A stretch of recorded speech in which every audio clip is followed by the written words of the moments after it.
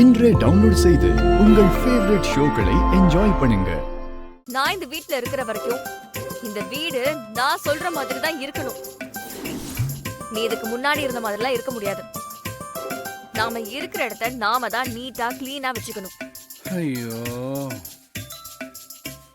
என்ன நீ காலையில இருந்து சும்மா தொண டார்ச்சர் பண்ணிக்கிட்டே இருக்க? இப்போ உனக்கு என்ன வேணும்? முதல்ல அந்த பிரஷ் எடுத்து ஒழுங்கா அந்த பாக்ஸ்ல போட்டு வை.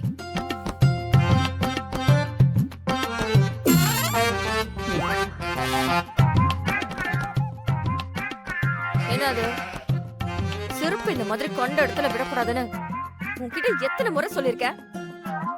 அத ஒழுங்கா எடுத்து வை.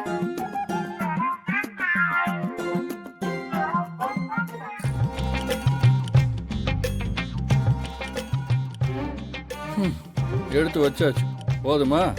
இதெல்லாம் யார் எடுத்து வைப்பா? முதல்ல அதெல்லாம் எடுத்து நீட்டா மடிச்சு வை. இதுக்குதான் டிசிப்ளின் வேணுங்கிறது. டிசிப்ளின் ஏதோ ஸ்கூல் டீச்சர் மாதிரி ஆர்டர் பண்ணிட்டு இருக்க. நீ ஒழுங்கா இருக்கலனா நான் டீச்சரா தான் மாறுவேன், தெரிஞ்சுக்கோ.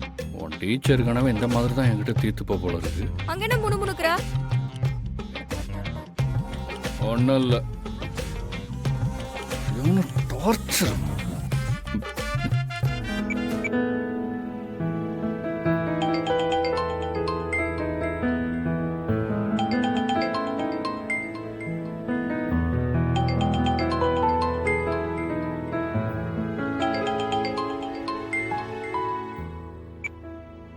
அம்மாடி, நல்லா இருக்கியாமா? நல்லா இருக்கேன்ப்பா. மாப்பிள்ள உன் பக்கத்துல இருக்காரா? இங்கதான் இருக்காருப்பா. அம்மா, மாப்பிள்ள உண்மையிலேயே ரொம்ப தங்கமான ஆளுமா. நேத்து உன்னையும் மாப்பிளையும் பார்த்துட்டு வந்ததுல இருந்து நான் அதைத்தாமா நினைச்சுக்கிட்டு இருக்கேன். என்னப்பா சொல்றீங்க? நேத்து நீங்க வரப்போ அவர் வீட்லயே இல்லையே. அட, நான் உங்ககிட்ட சொல்ல மறந்துட்டேன் பாரு. நேத்து உன்னை பார்த்துட்டு நான் வீட்டுக்கு கிளம்புனேன்ல, அப்ப வெளியே வர்றப்ப மாப்பிளைய பார்த்தம்மா.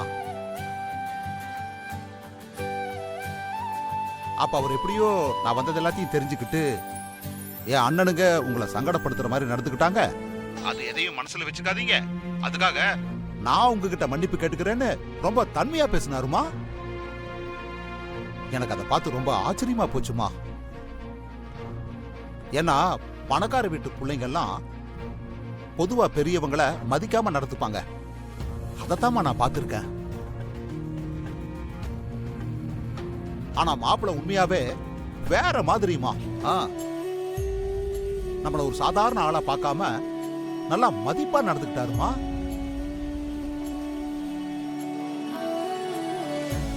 நீ தங்கமான மாப்பிள்ளை தாமா கல்யாணம் பண்ணிருக்க.